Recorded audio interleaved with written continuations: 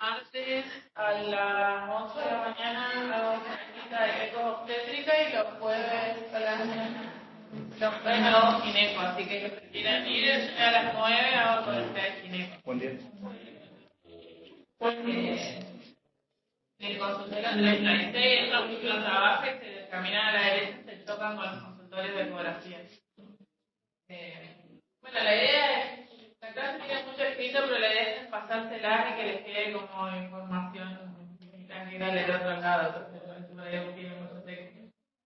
Me tocaba hablar de los métodos diagnósticos por imágenes en ginecología, así que más o menos le hice un resumen, obviamente enfocado en ecografía, que es lo que yo hago. Entonces, en los métodos auxiliares de la ginecología tenemos, hablando de los órganos abdominopelvianos, la ginecología se divide en tres partes: las mamas, los órganos internos y todo lo que es vulva y vagina, que también tiene sus métodos de estudio que los van a tener en otras clases. Tenemos el ultrasonido, que es la ecografía, que se puede usar por vía abdominal, por vía transvaginal o extracavitaria. Y después dos estudios más, que uno se llama histerosonografía, que ahora se los voy a explicar, y la técnica Doppler color, que es un apoyo a la ecografía que sirve para hacer los diagnósticos. La tomografía computada, la resonancia y los estudios como más invasivos, que son la histerosalpingografía y la histeroscopía o la laparoscopía diagnóstica. Acá le hice un cuadrito para diferenciar los que no tienen intervención o son no ionizantes, o sea que se pueden usar en cualquier mujer, y los que son ionizantes llevan rayos, digamos, que a veces tienen su cierta contraindicación, ¿sí? Bueno, el ultrasonido es fácil de utilizar, es de bajo costo, está disponible en todos lados. Tiene como desventaja que es operador dependiente. Que significa que si el operador es amateur o recién empieza, tenemos más chance de un falso positivo o un falso negativo en la imagen, ¿sí? Y depende del equipo también. Si el equipo es malo, vamos a ver menos cosas. Si el equipo tiene alta resolución, se van a ver más detalladas las cosas. La resonancia a nivel ginecológico es como, hoy por hoy, es como un gol estándar. El paciente con una masa abdominal tiene que tener una resonancia, porque distingue planos del tejido, porque distingue a qué órgano pertenece. Piensen que la pelvis está todo muy cerca, el colon, la vejiga, hay un montón de vasos, hay un montón de ganglios. La resonancia nos orienta y habitualmente es un estudio prequirúrgico para planificar la cirugía de esa persona, de esa mujer, ¿no? Nos marca la relación de la formación que estamos estudiando con los uréteres, con un montón de órganos que en otros estudios no se ven, ¿sí? Pero bueno, lleva contraste, delgado línea, personas que son alérgicas, las personas claustrofóbicas a veces no se la pueden hacer. Y bueno, y es un estudio de alto costo, entonces, por ejemplo, a nivel hospitalario no está tan disponible, o la paciente tiene que hacer un montón de papel o esperar un montón de tiempo. Y la tomografía tiene una definición temporoespacial rápida, porque está disponible en todos lados, pero para gineco no es muy buena, porque no puede distinguir masa abdominal voluminosa, no sabemos si corresponde al útero o al ovario. O sea, te embarró más la cancha que de lo que vos estabas. Entonces esas mujeres a veces tienen una tomografía, después tienen una ecografía con Doppler, después tienen una resonancia de cientos de estudios, porque la tomo a veces te embarró más la cancha, que habitualmente la piden los clínicos y los cirujanos generales cuando viene una mujer con dolor abdominal. Primer estudio que piden, tomografía abdomen. Y que se ve siempre quistes en los ovarios, el útero aumentado de tamaño, y ahí pasa gineco. Y ahí gineco tiene que volver a pedir otro estudio, porque capaz que es una ecografía, un órgano normal, que solamente está o en fase ovulatoria ese ovario, entonces tiene un quiste, o el útero está aumentado de tamaño porque la mujer era miomatosa previa y no sabía. Entonces, yo la odio la tomografía personalmente, porque habitualmente genera malos diagnósticos. Cuando no tenés otra cosa, es lo mejor que te puede pasar. No tenés la resonancia como nos pasa acá, que una resonancia tarda 3 meses, y sí, la tomografía nos aclara. Le haces con contraste, le haces tomar contraste oral a la paciente y se aclara un montón el panorama. Pero el gineco no es lo más. Bueno, con respecto a la eco ginecológica, útero, ovario, ¿sí? Básicamente la técnica de ultrasonido está escrita en la imagen, así que después cuando les dé el apunte van a leer abajo es cómo se forma la imagen en el equipo, ¿sí? El equipo tiene un transductor que manda ondas hacia el tejido y esas ondas rebotan en el tejido según la densidad de ese tejido, ¿sí? Esas ondas que vuelven al transductor se transforman en imágenes en distintas escalas de gris, que es lo que nosotros vemos en la pantalla, ¿sí? Entonces es una imagen armada, ficticia esta, ¿no? Por eso es operador dependiente. Si yo pongo el traductor así, voy a ver el quiste más grande. Si yo pongo una obstetricia, peor, que hay gente que ha visto 2 bebés y era el mismo. Entonces, cuanto más precisa la ecografía, más información nos da. Hay 2 técnicas, por vía abdominal y por vía transvaginal, ¿sí? La vía abdominal habitualmente la usamos para adolescentes, niñas y mujeres que no han iniciado relaciones sexuales o mujeres adultas mayores que por ahí no quieren hacerse por vía transvaginal. Sí o sí necesita preparación vesical, es decir, que tiene que haber una retención de orina para que los órganos intestinales suban y se pueda ver el útero y los ovarios. Y las pacientes con tumores grandes se prefiere la vía abdominal porque por vía transvaginal tenemos 8 centímetros de distancia aproximadamente de cavidad que se pueda ver. El transductor abarca hasta 8 centímetros. Si el tumor o el útero está de 10 centímetros, nos queda una parte sin ver. Entonces, habitualmente en esas pacientes hacemos estudios combinados, hacemos una transvaginal y le agregamos una parte abdominal como para terminar de chequear. Es menos específica que la vía transvaginal. O sea, el gol estándar en gineco es transvaginal, ¿sí? Pero hay un montón de casos donde la usamos. Yo uso mucho porque tengo todas las pacientes del doctor Salvado que son adolescentes y nenas, vienen conmigo. Entonces, uso la mayoría transabdominal. Y cuando no tienen preparación, las hago salir, que tomen agua, que vuelvan. Entonces, acá le puse imágenes de cómo se ven los genitales por vía transabdominal. Viga llena, el útero, la línea esa más ecogénica o más blanca es el endometrio. Acá está visto el útero como si fuese una rodaja en el otro corte. Y hacia los costados los ovarios. Este se ve que tiene un folículo hemorrágico. Ovario derecho, ovario izquierdo. ¿Ven ahí? Que se ve como particulado adentro, que no es como el que habíamos visto anteriormente. Este es un quiste simple, este tiene agua adentro. Este ven que es como que tuviese una ramificación, como si fuese así como una telita de araña. Eso habitualmente son quistes hemorrágicos o endometriomas que están en resolución. O sea, es un coágulo eso. Y bueno, la vía transvaginal es la vía de elección por el ginecólogo. No necesita preparación vesical, al contrario, lo ideal sería que la paciente evacúe la vejiga previamente. Y tiene mayor definición en algunas patologías, sobre todo a nivel ovárico y tubario, ¿sí? del útero y las trompas, del ovario y de las trompas. Se ven con mayor precisión y se pueden hasta contar folículos. En fertilidad, por ejemplo, la vía transvaginal es la indicada y se pueden contar hasta cuántos folículos la mujer está madurando para ver su fertilidad, ¿no? Bueno, se usa también de apoyo para ciertos procedimientos invasivos, ¿no? Se pone una vía transvaginal y se puede hacer una punción, se puede sacar folículos, un montón de cosas. Miren la diferencia de la imagen. El útero este chiquitito así que veíamos en el anterior con la vejiga gigante y miren este útero que se ve acá. todo lo que quieras. Útero, cuello del útero y un útero en transversal que sería como una rodaja.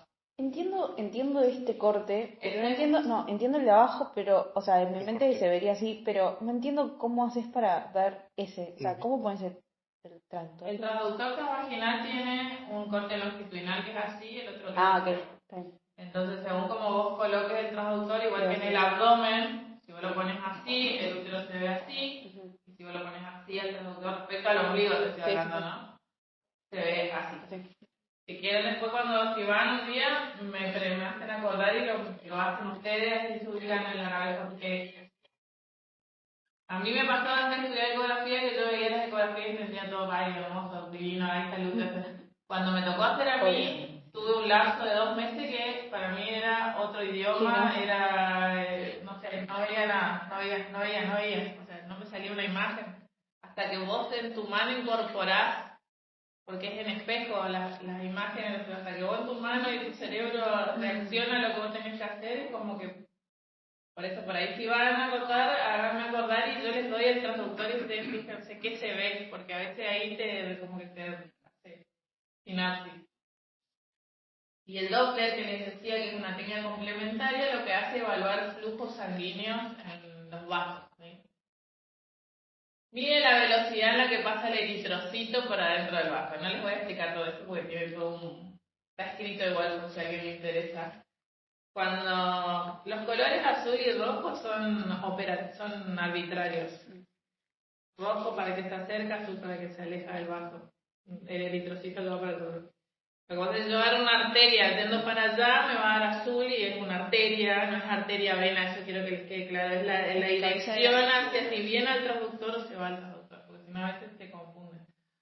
Y en ginecología lo usamos para detectar tumores malignos o estructuras que por ahí no nos gustan tanto, porque tienen una velocidad de flujo baja, o sea que son cosas que van invadiendo otros tejidos. Y para detección, por ejemplo, de patologías como la torsión ovárica. Entonces el Doppler se puede usar de distintas formas. Como Doppler color, que es el que yo le decía azul y rojo, por ejemplo, para encontrar la arteria nutricia de un pólipo. Este es el endometrio que está extendido por líquido y ahí se ve un cosito más blanco que es el pólipo. Y ahí viene el vaso que lo nutre. Eso está bueno saberlo porque, por ejemplo, acá nuestros equipos no dan para hacer esto. Sépanlo que esto no lo van a ver. Tienes un equipo de un buen ecógrafo. Eso está bueno para cuando vas a entrar al procedimiento, saber el calibre del vaso, si vas a un vaso así de grande, sabes que esa paciente te va a sangrar cuando le hagas el raspado o no. El Doppler de energía sirve, por ejemplo, para ver un cáncer de ovario, eso es lo que yo le decía, tienen flujos de baja resistencia, entonces ves que se prende todo alrededor y no es definido, no es que veo una cosa redondita con flujo alrededor como pasa acá. Veo como algo muy difuso, eso me tiene que dar carácter maligno. Todo lo que es difuso, esto es un embarazo ectópico, se ve como está irrigado bien alrededor, bien redondito. Miren esta diferencia acá que no tiene límite. La histerozono es un estudio que yo no sé si se usa tanto. Yo lo vi cuando hice las prácticas, pero acá no lo hacemos. Se instila la cavidad endometrial, se pone una sonda y se le instila solución fisiológica adentro de la cavidad uterina. Y la idea es que se separen las capas del endometrio y se pueda apreciar si hay alguna adherencia o sinequia, se llaman en el útero, si hay pólipos, si hay una hiperplasia. Sería como una histerozono, como una histerosalpingografía, pero no tan agresiva, porque la histerosalpingo lleva contraste. Y las mujeres que se le hicieron dicen que duele mucho. Y en ese caso el traductor sigue siendo vaginal, o sea, no es que el traductor... Claro, porque se pone la sonda... La sonda como que se la adhiere al transductor, ¿viste? Y vos sondás a la paciente por el cuello del útero y metes el transductor transvaginal. Y vas instilando despacito mientras vas haciendo la imagen, porque la idea es que vos veas la distensión de la cavidad y ahí aparezca lo que tengas que ver. Obviamente está contraindicado en el embarazo. pacientes con DIU o con alguna infección ginecológica activa. Y ahí hay algunas imágenes, ¿sí? Lo que vos haces es distender la cavidad para que se vea si hay algún... Acá está, mira. La sonda y el transductor. Debe ser horrible. Debe ser horrible eso. Debe ser horrible. No, debe ser dolorosísimo. Claro, pero... Eso para un mioma. Su mucoso, o un pólipo o algo. Ahí hay pólipos. Bueno, acá les anoté más o menos las mejores por si le hacen alguna pregunta. Las medidas básicas del útero por ecografía en una mujer fértil, en una mujer menopáusica, cuánto mide aproximadamente el cuello del útero, ¿sí? Cómo se ve la vagina, cómo se ven los ovarios. ¿Han preguntado cosas así? Y yo no hago las preguntas, ¿no? Me parece que escuchaste. No, pero más o menos vos tenés que... La idea, cuando uno, aunque no haga imágenes, a mí cuando yo estudié ecografía me dijeron, la idea es que vos puedas leer un estudio, vos te llega el paciente, vos sos clínico o sos lo que no seas. Te llega, o tu vecina te muestra ay, me hice una ecografía, ¿me la puedes mirar? Digo, por mensaje WhatsApp empiezan a prepararse porque la vida es así. La vida del médico es así. Ya nos pasa. Bueno, una amiga se hizo una ecografía, ¿te podés fijar? No, pero la verdad que no la conozco. Pero sí la conocés del cumpleaños, así, y te la mandan igual al estudio, y vos lo tenés que saber leer, lamentablemente. Si le dijiste que no y te lo mandan igual, lo tenés que saber leer. Mínimamente, si el útero mide 7 centímetros y vos ves un útero de 12, decirle, mira, este útero está aumentado de tamaño, anda a tu ginecólogo. Con eso me conformo, yo con que ustedes sepan. Que un ovario normal mide entre 3 y 4 centímetros y que un útero mide 7 de longitudinal. Después de esto, o sea, números básicos tienen que saber. Que un endometrio de 12 en una mujer menopáusica está mal. O sea, que sean números que uno diga, esto no me gusta, o esa imagen toda prendida a fuego así no me gusta. ¿Sí? No hace falta que sepas de memoria, solamente que en algún momento va a venir una paciente mujer con un estudio y bueno, mínimamente lo tenés, y habitualmente la gente que hace imágenes que no es ginecóloga, no te pone abajo estudio dentro para te pone números. Y vos tenés que saber leer los números. No, pero el informe viene. O sea, no viene abajo las conclusiones, digamos. El informe viene habitualmente con números.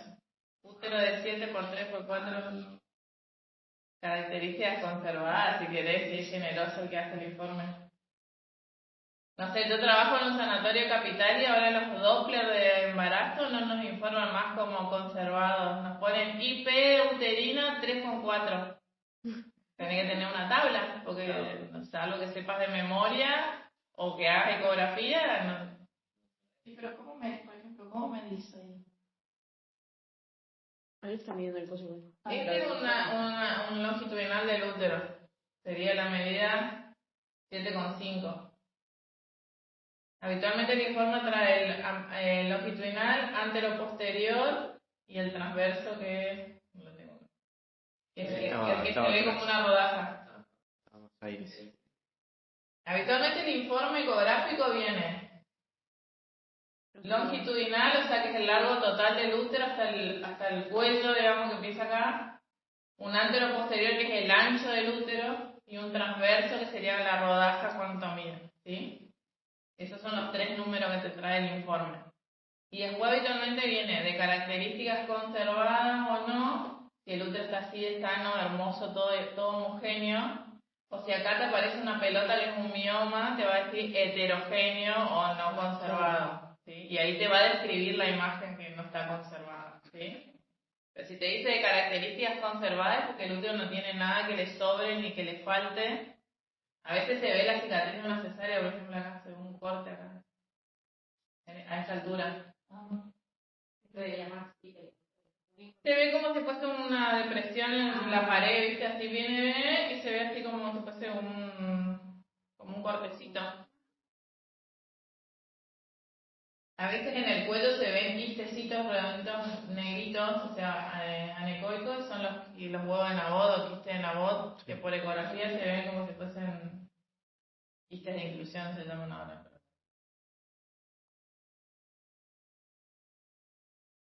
Entonces acá tenemos el útero, el cuerpo del útero y acá se ve el cuello, ¿sí? ¿Ves? Ahí está un huevo enorme. Sí. Y este es el ovario, ¿sí? Por eco transvaginal, por una eco abdominal, olvídense que van a ver un ovario de esas características porque no se ve. Se ve la sombra del ovario a veces. O sea, se ve algo así, por eco abdominal. ¿Lo marcarías de nuevo? ¿El ovario? Sí. Mira, está ahí entre las 4 flechitas. Esto. Ahí está, sí. Y por eco abdominal se ve algo así, gris. Porque ves la sombra del ovario, no ves tan directo. Y ahí veo esa. Ahí son los folículos. Claro, los folículos. Si la mujer está haciendo algún tratamiento de fertilidad, tiene que contar cuántos folículos. Posición del útero. Eso también se describe en la ecografía. Está en anteversoflexión, retroversoflexión según la curvatura que toma el cuerpo con el cuello, ¿sí? En respecto a los órganos vecinos, ¿no? La flexión es la relación del cuerpo con el cuello y la versión es la relación del cuello con la vagina. Entonces yo le puse la imagen y cómo se ve por ecografía para que no se... A mí me habían enseñado retroflexión, apunta el útero está así, es un retroflexión. Para algunas prácticas sirve saberlo, por ejemplo, para poner un DIU, no es lo mismo saber un comparación. Porque el cuello está orientado para otro lado, entonces vos tenés que hacer la maniobra como si fuese todo al revés. La mayoría de las mujeres tiene el útero apuntando hacia la vejiga, hacia arriba. Entonces cuando vas a hacer una maniobra instrumental, vos sabes que todo el instrumental tiene que entrar así. Cuando el útero está apuntando a la cola o hacia la camilla, vos tenés que hacer la maniobra todo al revés. Bueno, patologías del útero benignas. Leiomiomas o miomas. Son tumores sólidos de la pared del útero, pueden ser intramurales, submucosos o subserosos. Submucosos sería el que vos decías hoy que se podría haber visto por la histerosono. Subserosos son los que están por fuera del útero o a veces están pediculados. Y los intramurales en el espesor de la pared.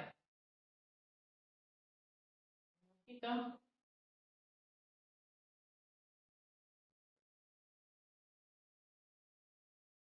Bueno, acá se ven. Sí. Este es un subseroso del fondo del útero. Acá está el fondo. El útero viene ahí y le sale como si fuese una protuberancia de arriba. Este está súper definido. Posiblemente si a esta mujer le hacen una miomectomía se puede sacar el mioma perfectamente.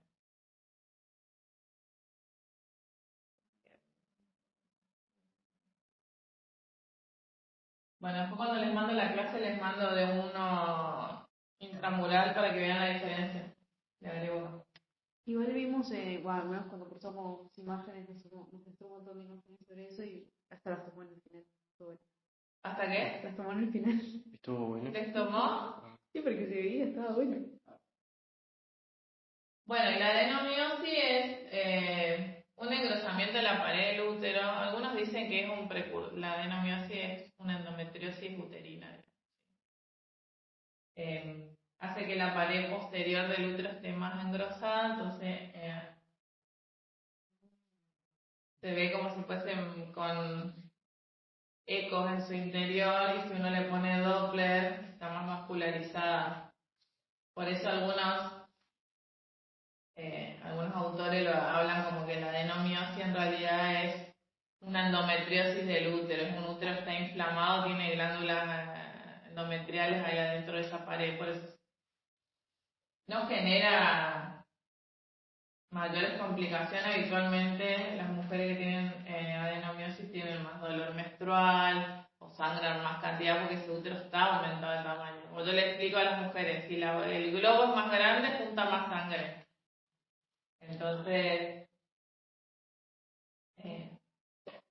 no se hacen histerectomía, salvo que la mujer tenga síntomas, dolor o anemia por hemorragias, no se saca el útero por una anemia. Bueno, el endometrio, sería el endometrio lineal, acá el endometrio más proliferativo.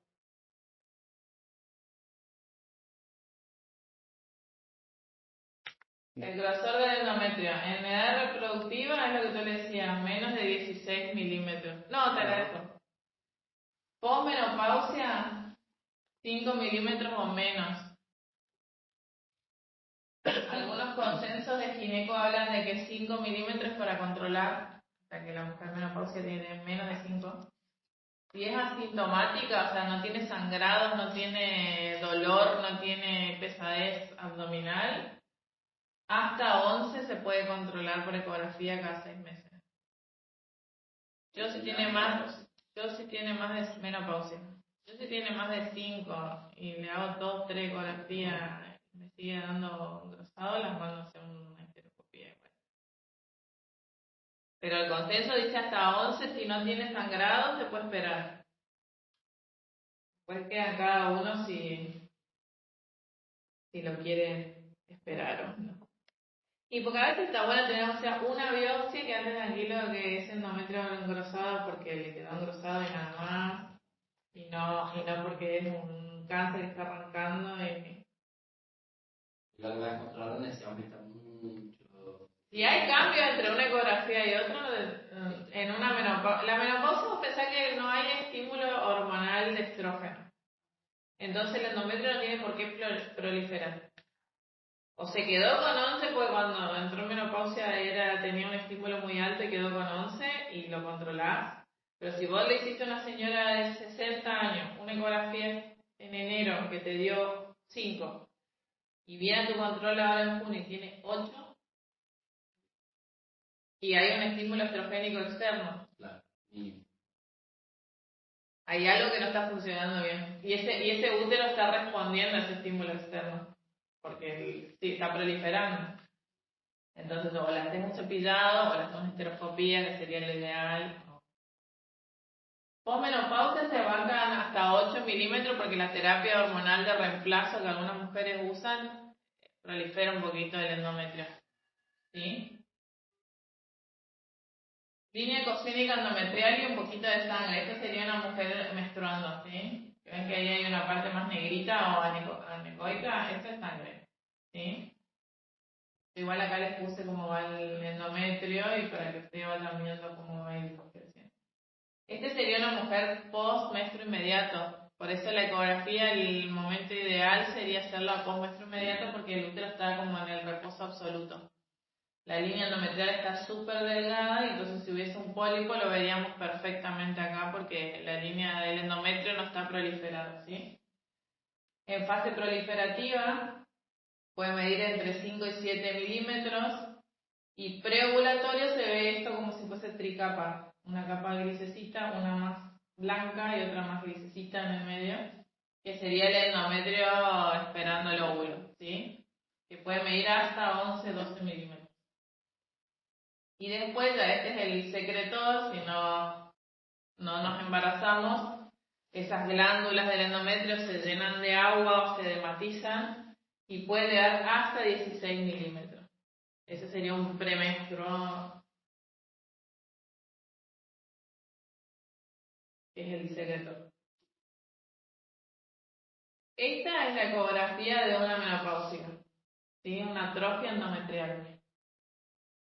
Habitualmente las mujeres posmenopausia pueden sangrar por atrofia endometrial. O sea, vos la señora viene por sangrado a los 70 años, tuvo un sangrado, le haces una eco y ves. ¿Qué haces? Si no tienes factor de riesgo, la esperás, salvo que se te esté sangrando. Se te está desangrando, tienes una hemorragia, la tenés que internar y estudiar. Pero si no tienes factores de riesgo para cáncer, no es diabética, no es hipertensa, no es obesa, ¿no? La esperas. Si la ecografía te dio un endometrio menos de 4, el sangrado más frecuente en la posmenopausia es por atrofia. El endometrio está tan atrofiado que termina sangrando. Pero si tienes factores de riesgo, habitualmente se estudian. Por más de que el endometrio de 4, tenés que tener una biopsia de ese endometrio y quedarte tranquila que no hay alguna enfermedad ahí. Y la otra cara de la moneda son las hiperplasias, o sea, el endometrio crece más de la cuenta, que también pueden dar sangrados, ¿sí? Proliferación anormal de las glándulas endometriales por más de 10 milímetros, ¿sí? Potencial maligno de un carcinoma entre un 15 y un 28% a los 20 años la hiperplasia, ¿sí? Clínicamente dan hemorragia y se asocian a obesidad, ovario poliquístico y tumores secretores de estrógeno. Y las mujeres que usan tamoxifeno por cáncer de mama suelen tener hiperplasia. Esas se biopsian. Por más que vos sepas que estás tomando tamoxifeno, si viene con sangrado, haces la eco, hay una hiperplasia, viene con sangrado, haces la eco, si es hiperplástico, le tomás una mano. Porque ese cuerpo ya es oncológico. O sea, ese cuerpo está teniendo procesos oncológicos. Entonces, por las dudas. Y la hiperplasia compleja, miren la diferencia. Esto es todo como del mismo color. Y miren esto. Hay partes más oscuras, partes más claritas, como si fuese caiquistes en el medio. Esa es una hiperplasia compleja. Esa se biopsia siempre. Pero primero tenemos que saber bien diferencial de que esto más ecogénico o menos ecogénico no sea un mioma, lo que hablamos antes, un pólipo, o sea sangre, o sea un embarazo ectópico, ¿sí? No vamos a ir a raspar a la señora y capaz que era un pólipo y nada que ver. Y para que sea hiperplasia tiene que medir más de 16 milímetros. Que habíamos dicho que hasta 16 era normal. La ecografía también sirve para detectar malformaciones anatómicas del útero, ¿sí? No me metí ahí porque es una clase que dura 4 horas, pero puede ser un útero acertado, un útero bicorne. Exacto. Exacto, pero no les voy a hablar de eso, porque eso tiene que ser una clase aparte. Ahora nos acordamos de diagnóstico. Pero bueno, le puse algunas imágenes de cómo se ve. Se ven dos endometrios, digamos, en el fondo, entonces te da la pauta de que ese útero algo tiene. No hace falta que vos sepas el diagnóstico, si es bicoli, dicoli. Con que vos digas eso, no es lo habitual que una mujer tenga así el endometrio partido al medio, ya es suficiente. La derivás al especialista. En la guardia vino una paciente con una ecografía que decía que tenía, creo que, útero septado y otra ecografía que decía que tenía el útero normal. Y bueno, ahí tenés que tratar de que la ecografía que se desempate se haga en un lugar donde vos sepas que el ecografista es bueno. Puede pasar, porque a veces ya te digo, depende de cómo ponen traductores lo que ves. ¿Y ecos anteriores no tenía? No, tenía esa. Bueno, en esa mujer vos tenés que hacer las premisas que estuvimos hablando. Eco postmenstruo inmediato, donde el endometrio está finito, finito, finito. En un buen ecografista. Y que obviamente no esté embarazada ni nada por el estilo. No estaba embarazada. Estaba embarazada. Estaba embarazada. Ah, y bueno, pero la no, eco, estaba- la eco no, del pero- útero septado era de previo al embarazo. Las dos estudios eran previos al embarazo. O sea, estaba embarazada ahora y... ¿De cuántos meses? ¿Grande? No, chiquito.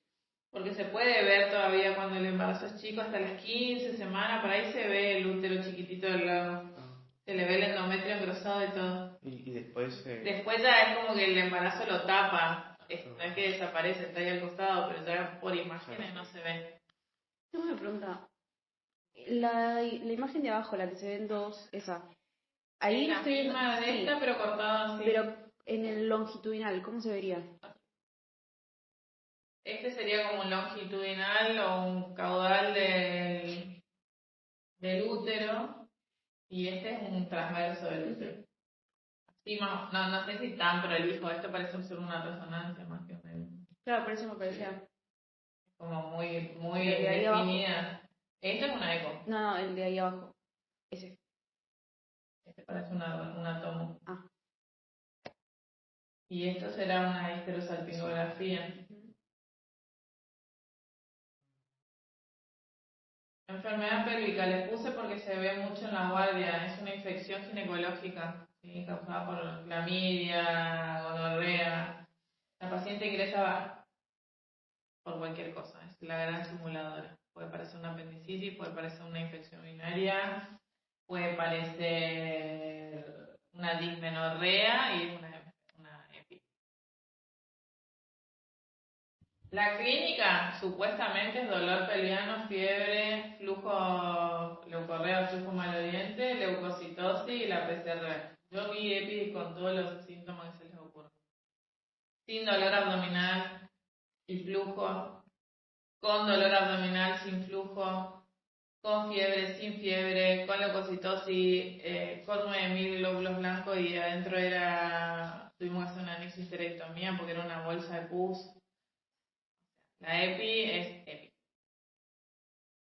Pero una mujer en edad fértil que tiene relaciones sexuales, que tiene dolor cuando tiene relaciones o que viene con un dolor ahí medio sordo en el abdomen que te hace un par de semanas y pensá en una EPI siempre.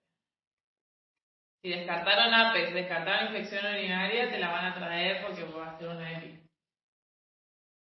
Imágenes difícil porque depende de lo que haga la EPI.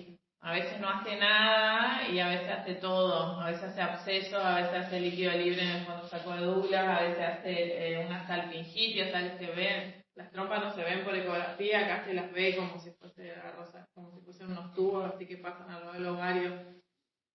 A veces se ve esto todo heterogéneo, es el absceso, es pus, con sangre, con un montón de cosas. O sea que imagenológicamente no tiene una imagen definida, sino es clínica más imagen.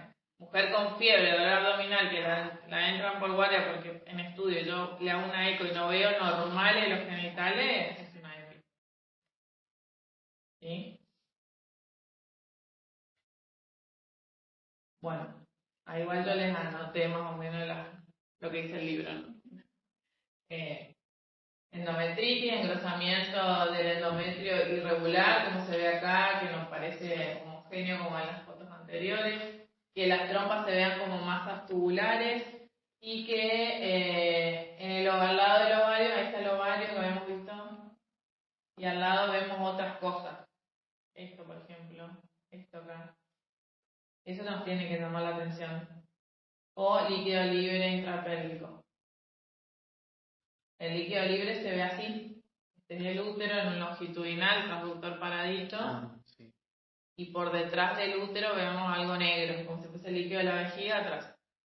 Puede ser negro absoluto o puede ser gris, heterogéneo, particulado, a veces sangre, son coágulos y no se ve así. Se ve esto no es nada. Es escaso el líquido libre, no se informa. Se informa si quieren, pero no te tiene que asustar esto. Una mujer que ovula todos los meses libera líquido libre porque el ovario libera un poco de líquido y puede tener esto. Y no es una mujer que la tenga que entrar a operar. Ahora, si nosotros vemos tapado acá atrás de negro todo el útero, hay algo, o es sangre o pus, habitualmente sangre en la mujer. Le puse varias imágenes de los ovarios. Este es un ovario con un montón de folículos, este es con un folículo dominante. Este está ovulado, por eso está así como irregular el borde, como festoneado. Este es un cuerpo lúteo, que tiene un borde como más gruesito. Y acá, bueno, ya el cuerpo lúteo degenerativo. Y acá está la fase del ovario y las hormonas.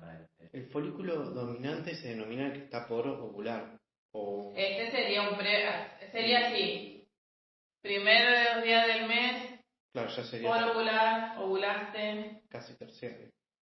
post ovulación o en la fase proliferativa, y acá no te embarazaste y se fue.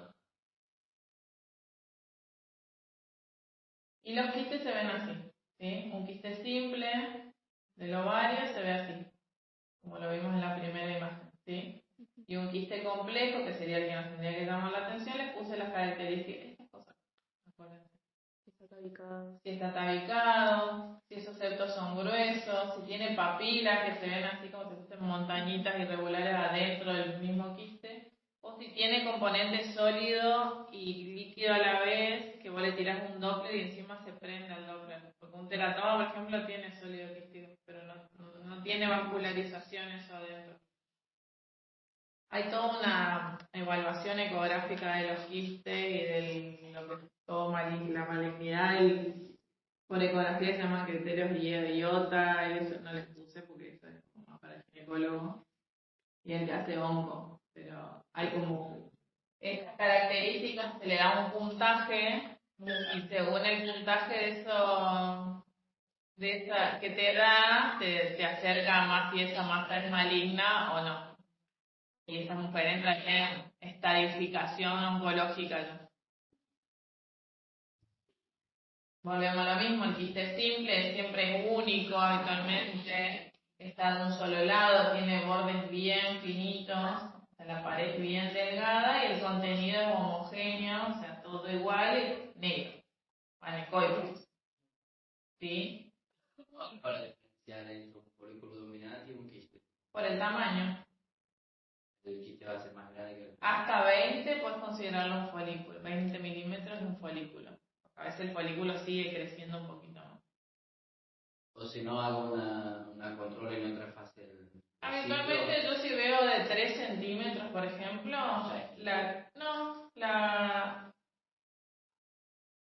la quito en 3 meses y la vuelvo a mirar. Si crece y pasa los 5 centímetros y ahí sí hay que ponerla en plan quirúrgico. Si tiene 3 centímetros y nada más, yo me la repito en 3 meses y la vuelvo a mirar. Habitualmente los quistes se absorben o siguen iguales, los simples, ¿no? Ven acá, esta mujer, por ejemplo, se hizo una toma y se le vio un quiste de 3 centímetros. Esta mujer le cagaste la vida con esa tomografía porque viene asustadísima porque le vieron un quiste, porque le informaron un quiste. Y es un quiste de 3 centímetros que lo más probable es que sea funcional y que en 2 meses no lo tenga más.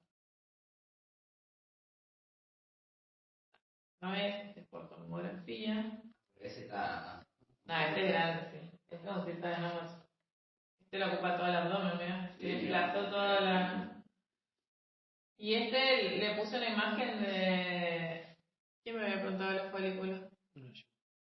En la poliquistosis ovárica, después no sé si tiene alguna clase de eso. Sí, creo que sí. El ovario no tiene un estímulo por la insulinoresistencia, entonces se guarda los folículos inmaduros y los va dejando, no ovula, digamos. Recluta los folículos y los deja ahí en espera y nunca hace el paso siguiente que es liberarlo. Entonces le van quedando todos los folículos como en la periferia. Antes el diagnóstico era contando folículos, ahora cambió. ¿Y el que ocupa toda la cavidad abdominal es sólido? No, es líquido, lo que pasa es que es por tomografía esto, se ve así.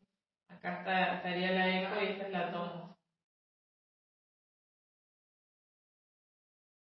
Yo le puse acá los criterios ecográficos y los de Rotterdam que eran los anteriores. Oligo o anovulación, o sea que la mujer o tiene amenorrea o menstrua una vez cada tanto. Hiperandrogenismo clínico o bioquímico y los ovarios poliquísticos por ecografía. Esos eran los de Rotterdam que eran los más conocidos.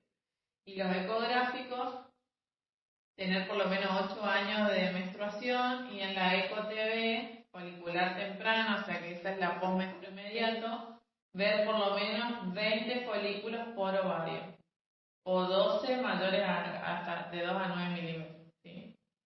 Y que el volumen ovárico se esté aumentado también. En adolescentes este criterio no sé, porque si van después un día y vemos a las chicas van a ver que todas las adolescentes tienen los ovarios súper estimulados por la edad que tienen, por las hormonas y parecen todos poliquistosis.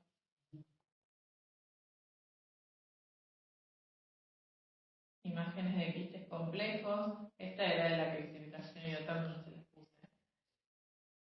Papilas, Doppler positivo, partes sólidas adentro, esta masa que ocupa la pelvis y se va yendo por todos lados.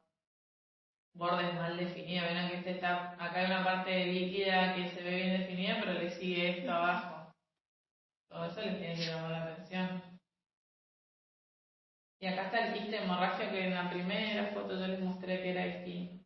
tiene ecos internos y septos finitos, esos son los coágulitos, que parece sólido pero es un coágulo, ¿sí? Y si vos le prendés un Doppler no está vascularizado, por eso el Doppler está re bueno porque antes no teníamos Doppler.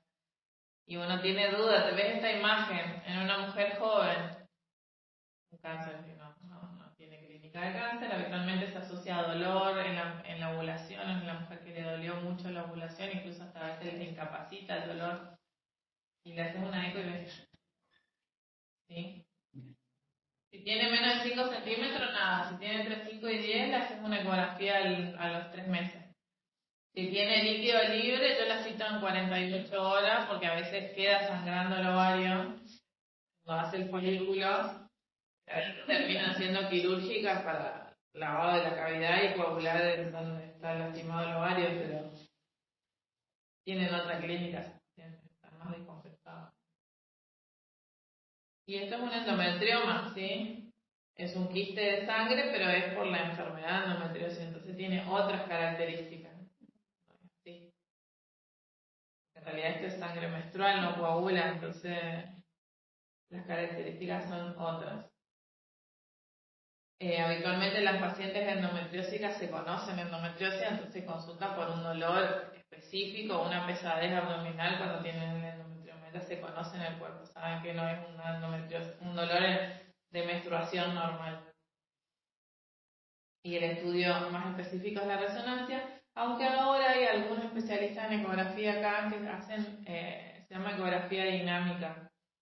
Lo que hacen es una ecografía transvaginal con elastograma, que se usa en mama también, que mide la elasticidad de los tejidos. Tiene una aplicación el equipo. Y entonces mide si están adheridas algunas partes, por ejemplo el tabique rectovaginal, los ovarios. Van evaluando todas las partes de la pelvis donde habitualmente hay endometriosis y detectan focos endometriósicos. Entonces a veces las mujeres tienen diagnósticos sin necesidad de la laparoscopía. Salen carísimas esas ecografías, pero te evitas una cirugía por ejemplo. O una cirugía planeada, porque si vos ya te viste un foco endometriósico en el tabique rectovaginal, vas a ir al especialista en endometriosis que te opere, porque esa cirugía va a ser una cirugía mayor. Yo conozco de una sola ecografista que la hace, ¿no? Pero bueno, ese recurso es nuevo y no había antes de la resonancia y lo que se podía ver por resonancia. ¿No? Bueno, el teratoma es lo que yo le decía, el teratoma tiene componente sólido y líquido, porque acuérdense que es de células embrionarias, entonces tiene pelo, tiene... sí, dientes, yo nunca vi calcificaciones, ¿sí? Y grasa, esa grasa amarilla. Yo nunca vi dientes,